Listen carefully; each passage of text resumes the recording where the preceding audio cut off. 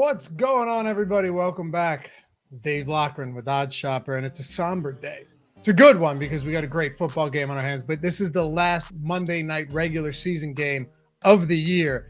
And the NFL schedule makers lucked out with this one because it could have been, I don't know, any Rams or Broncos game that we've seen all year. Hopefully they would have flexed that out. But we got the Bills, we got the Bengals in what should be a fantastic game. Big time playoff implications, seeding implications on either side. We're going to dive straight into it. And because I love you guys, and this is the last regular season primetime game of the year, Monday Night Football, I got a side, a total, and two props for you that we're going to be dishing out right here in the video. So hit that thumbs up before we get started. Subscribe to the channel and hit me up. Follow me at Lofty_D on Twitter. It's LOUGHY_D. Let's go. All right, so we got the Bengals at home, 1.5 point dogs. This game has a 49.5 point total. Like I said, we'll get into the total in a second. I got some additional props for you, but let's take a look at a side here first.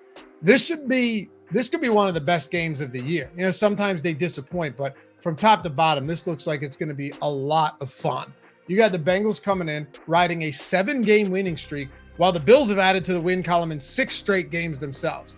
Now, if you're talking about seeding and situations here for the postseason, the Bengals can, in fact, lock up a number 1 seed. Not tonight, but they can get the number 1 seed and home field advantage throughout with a win tonight against the Bills at home and then a win next week against the Baltimore Ravens. It's certainly doable. They would also, however, need the Chiefs to lose against the Ravens or the Raiders, who now have apparently a Pro Bowl quarterback in Jarrett Stidham under center.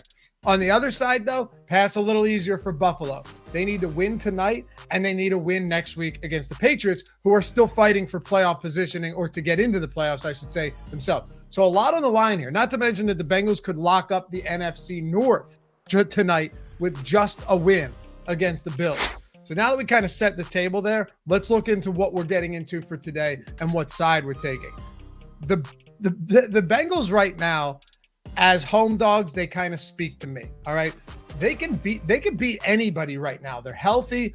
They're playing to win their division. They can lock that up tonight. Like I said, they look like maybe the best team in football. Not to mention they've covered the spread. This is incredible. In 12 of their last 13 games. And this game sits at 1.5 points. Over that same stretch, Bills are 5-7 against the spread. Some really close games played as well. On top of that, over those 13 weeks that we've seen, 5-7-1 against the spread. The Bengals, too, have dominated. I'm jumping around a bit here. Have dominated at home. Outside of that wild week 1 loss against the Steelers, where Burrow got sacked 46 times with a brand new offensive line in front of him. Outside of that, they have won their last 5 home games by wins of 12, 18, 21, 13, and 3 points, but that was against the Chiefs in a hard-fought victory against a really good Kansas City team.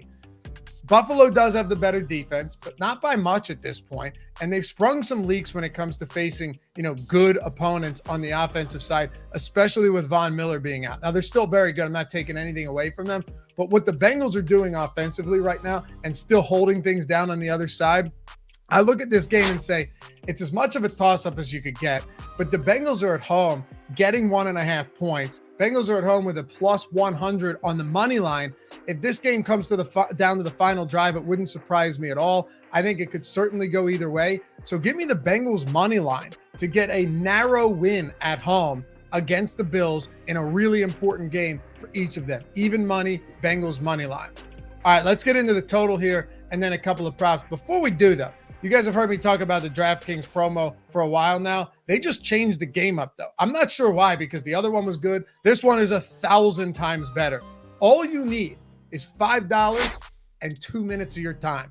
Because if you take $5 and you put it into DraftKings using the link in the description and in the pinned comment, so you can take advantage of this, $5 on any game, on any team, turns instantly into $200. Not after you win. No, you just need to put $5 down and instantly get credited with $200 over there at DraftKings. As much of a no-brainer as it possibly gets. We've seen the 10s in the 150, 10s in the 200. This is $5. Everyone's got $5 laying around in the $200. Think of it in the most logical of terms, right? If you were to go on and lose all of the free money that you get from DraftKings using this promo, assuming you haven't signed up yet, you are down $5 at the end of the day. You could lose all 200, go on the worst run of your life, and you're down $5. That is the floor. The ceiling is you get the 200. Hell, maybe you even win your $5 bet on top of that. You get the $200 and you go on a monster run, and we can use that through the postseason into more basketball, whatever it is, run that bankroll up to five digits for all we know, 5 figures. So check it out. Link in the description and in the pinned comment. And if you're in Ohio, I threw all the links down there. You need $30 on 4 different sites to get $800 in bonus bets.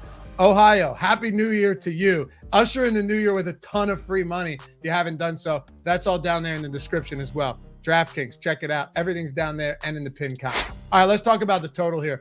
So 49.5 seems right. And both teams have been very good on defense, but you just have two remarkable offensive teams that we're looking at here. And I think between all of the weapons that we've seen, it seems unlikely that this ends up being one of those lower scoring games. Now, it could be. We've seen it, the 21-17 type games where the good defensive teams against good offensive teams, both of them end up shutting things down. But I'm looking for some offensive explosions here. Not saying we see 70 total points, but just combined between a healthy offense on both sides. Mind you, all of these teams are healthy right now. For the first time in a while, everybody is healthy on both sides of the field. They have unlimited weapons at their disposal. So do I think this game could finish, say, 27-24? We get to a 51 total? Yes, absolutely. Give me the over 49.5 here on Monday Night Football. Now, talking props, I got one that's a bit of a long shot for us. We'll get into, and then one for those of you more conservative bettors that we'll talk about. But first, let's get into some fun action here. Gabe Davis, anytime touchdown, plus 195. Why? I'll tell you. Over the last 4 weeks, Davis leads the Bills with 7 red zone targets. To Stephon Diggs, 3, by the way.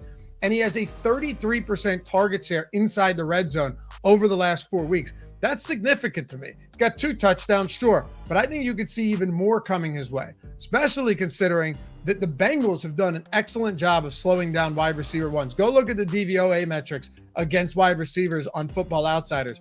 They're 8th against wide receiver ones, 31st against wide receiver twos.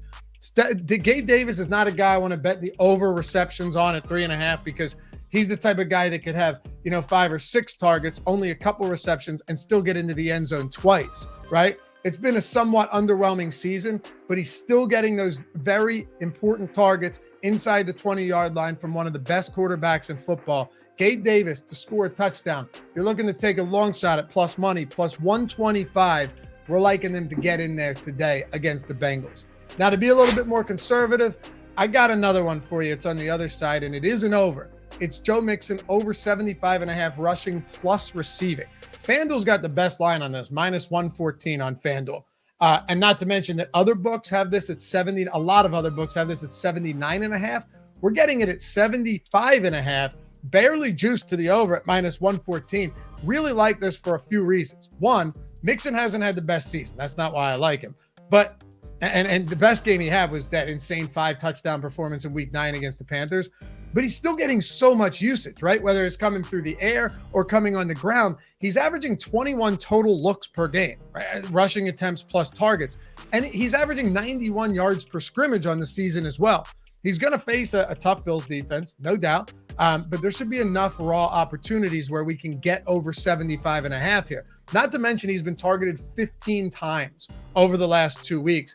Yes, P. Ryan's still involved. Mixon's not playing 100% of snaps, but he's running 20-plus routes every single week. He's still going to get the lion's share of opportunities on the ground. So I'd rather hit that instead of the rushing prop or instead of just the receiving prop because he's been inconsistent in where the yardage is coming from. But on a lot of these weeks, the yardage is still coming to get us over 76. So like I said, on other books, you're not getting nearly the same value we are here on FanDuel for 75.5 rushing plus receiving for Mixon. Appreciate you guys hanging out as always. Hopefully you had a great, safe new year, and we'll catch you back here for the next one. Picks for every game on Wednesday, heading into the final week of the year. Peace.